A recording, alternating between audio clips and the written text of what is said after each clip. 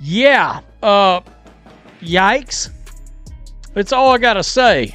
Caitlin Clark fans showing no mercy whatsoever, right?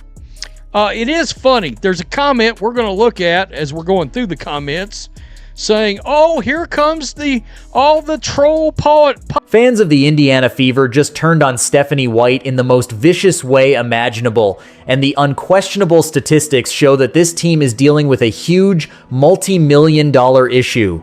The front office was completely mistaken if they believed they could sneak a PR campaign past this fan base.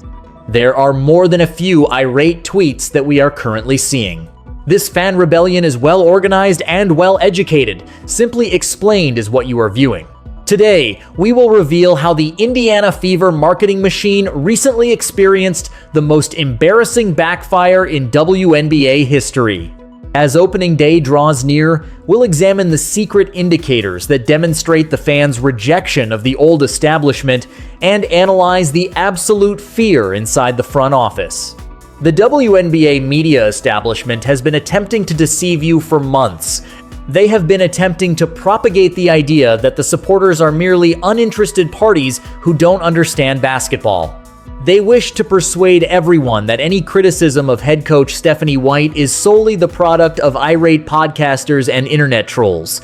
The truth, however, poses a much greater threat to the league executives. In actuality, the whole nation is awake. They watch the movie, they examine the distance. They are aware of how a pick-and-roll offense works. And when a coaching staff tries to put a point guard who defined a generation in the corner to play off the ball, they will not sit quietly. The opening night roster release is the perfect example of how the fan community has fully taken control of the story. The information concealed in this revelation is a nightmare for the marketing department. It is ugly. Let's look at this. Our opening night roster is set. This just dropped. Kelsey Mitchell, Hines Allen, Raven Johnson, Aaliyah Boston, Sophie Cunningham, Lexi Hull, Demarius Dantas, Justine Passat, Michaela Timpson, Caitlin Clark, Monique Billings, Shatori Walker-Kimbrough, and Ty Harris. That is your opening night 2026 roster. Right there. Championship season. At last, the official roster for the 2026 Indiana Fever opening night was finalized and made public. Maisha Hines Allen, Raven Johnson, Aaliyah Boston, Sophie Cunningham, Lexi Hull, Demiris Dantas, Justine Passat, Michaela Timpson, Caitlin Clark, Monique Billings, Shatori Walker-Kimbrough, Taisha Harris, and Kelsey Mitchell. That includes your developmental player as well as your active roster of 12 women. It appears to be a roster designed for success. Pace, spacing, and three-point shooting are key components of this roster. However, this year, the Indiana Fever social media team made the decision to take a slightly different approach. They created unique images for each player, showcasing their jersey numbers and getting them excited for the upcoming season. Additionally, you can see who truly controls this franchise's economics in a brutally honest, unvarnished, and raw way by looking at the view counts on those particular postings. Fans vote with their clicks, despite the front office's efforts to promote an equal opportunity narrative that prioritizes the team. Some insight into popularity. A couple of things really caught my attention. Let's go here. Caitlin Clark, 378,000 views on this post, okay? I scrolled down. Number one, Justine Passat, 65,000. I mean, that's pretty interesting because Lexi Hull's got 73. Justine's right on her tail, right? But this was what was really interesting. Sophie Cunningham, 357,000 views on the number 8 post right here. It's clear Caitlin Clark and Sophie Cunningham are I believe, We all know Caitlin is the... These precise metrics are fascinating, so let's analyze them. 378,000 people saw Caitlin Clark's official roster post. That is an enormous amount. It is precisely what one would anticipate from the greatest attraction in women's sports history. She is the league's undeniable queen and the main source of revenue. However, I then began to navigate through the timeline. I had a peek at Lexi Hull, a strong rotational work with a good 73,000 views. With 65,000 views, I looked at Justine Passat, a young player who the fans adore for her shooting ability.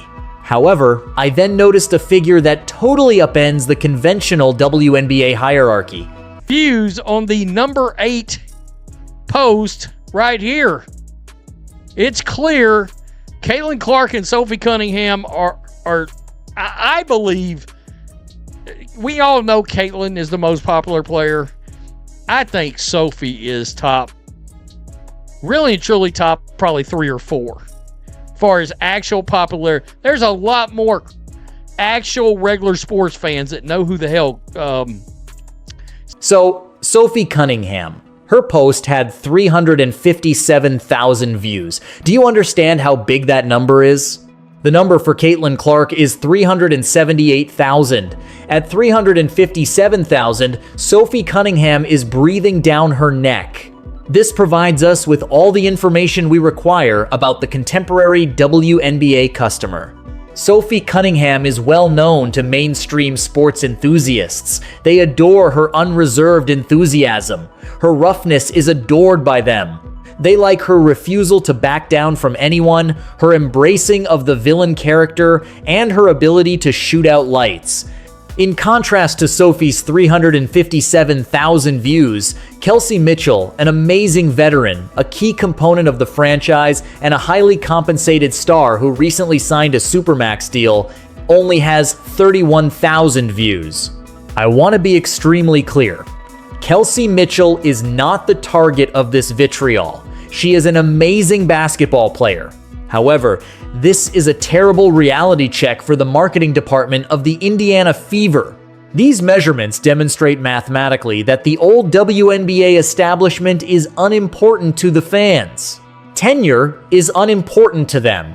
The new energy is important to them. They are interested in the players who provide them with entertainment, infuse the floor with enthusiasm, and enhance Caitlin Clark's electrifying style of play. And anyone who tries to obstruct that amusement is greatly hated by them. This leads us to the USA Basketball Post's digital carnage, a complete disaster. Ooh-wee. I mean, the comments on this, yikes. Puke emojis. Stop promoting this awful coach if it doesn't make us like her anymore. How about stop trying to force us to glaze her? She destroyed the Vanderbilt program. Factual. That's factual. This one just kills me. The cesspool. In their infinite, disjointed wisdom, the Indiana Fever public relations team chose to upload a graphic congratulating head coach Stephanie White. They declared with pride that she had been chosen to serve as USA Basketball's assistant coach for the forthcoming World Cup. To be honest, the front desk anticipated applause from the crowd. They believed that the coaching legacy would be respected by the supporters. For a coach who has been under intense criticism, they believed they might create some positive momentum. Rather, the fans took over the post and made it a complete carnage. It was a total denial of the propaganda. Allow me to read you the exact words of those who purchased the pricey jerseys and tickets. Puking emojis was one fan's response. Put an end to promoting this terrible coach. We no longer like her as a result. Why don't you try to make us glaze her? The Vanderbilt program was ruined by her. Let's stop there. The Vanderbilt program was ruined by her. That is a really knowledgeable basketball fan. A casual spectator is not like that. That person did a thorough investigation into Stephanie White's coaching background. They examined her terrible time at Vanderbilt University, where the team continuously "We simply can't wake up or get out of this nightmare," another fan remarked. "We simply can't get out of this nightmare," another devotee remarked. "With her, we will not prevail. It must be removed since it is overrated." Subsequently, the comment section was flooded with significant tactical concerns. Will she also attempt to keep Cece off the ball during the World Cup? That will also be ruined by her. Instead of an alphabet activist, the Fever needs a new coach. Listen to the utter, unadulterated disdain expressed in these remarks. "I don't care what she does as long as she leaves Cece alone. The league's most foolish coach is this one. You have a player that coaches would genuinely kill for, and White is making every effort to destroy Cece's reputation." By the way, signature shoes coming in September. What is going on? Really? Ticket sales plummeted since she came to Indiana. The fans have spoken. They don't like the lies from the front office or the questionable figures like Stephanie. Boy, got to be more careful. I mean it. Yeah. The fans are making the connections. In real time, they are exposing the lies of the front office. Since moving to Indiana, ticket sales have drastically decreased. According to a very astute fan, fans have expressed their opinions. They dislike the front office's lies and dubious characters like Stephanie. The heat emanating from the screen is almost palpable. This fan base has memories of the previous season. They recall being misled about how serious their injuries were. They recall the perplexing rotations. They recall the media darling Carolyn Peck bringing Stephanie White water and attempting to persuade everyone that the Fever actually performs better when Caitlin Clark isn't playing point guard. Yes, the fans remember that. They recall how the media attempted to trick them into thinking that it was a brilliant strategic move to take the ball away from the world's best passer. Stephanie White is literally being accused of some fans of playing defense against her own superstar player. They accuse her of refusing to place Caitlin Clark in the role for which she was genetically modified and of running antiquated, slow performances. And how is the WNBA establishment handling this enormous, indisputable surge in consumer discontent? How can CEOs deal with a fan base that is actively opposing their product?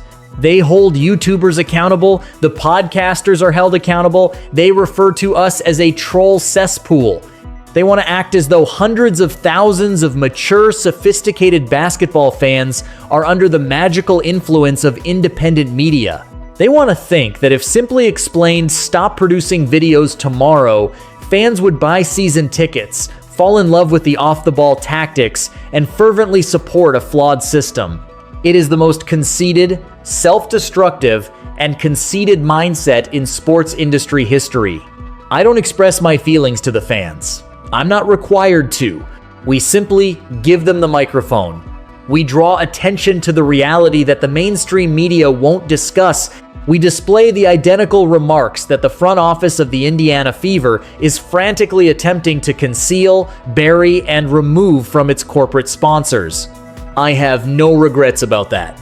We will always expose the Indiana Fever if they try to deceive the fan base with cheap publicity stunts and mic get up practice videos, if they put the best point guard of a generation in the corner to function as a decoy, or if they roll out a crap product on the floor.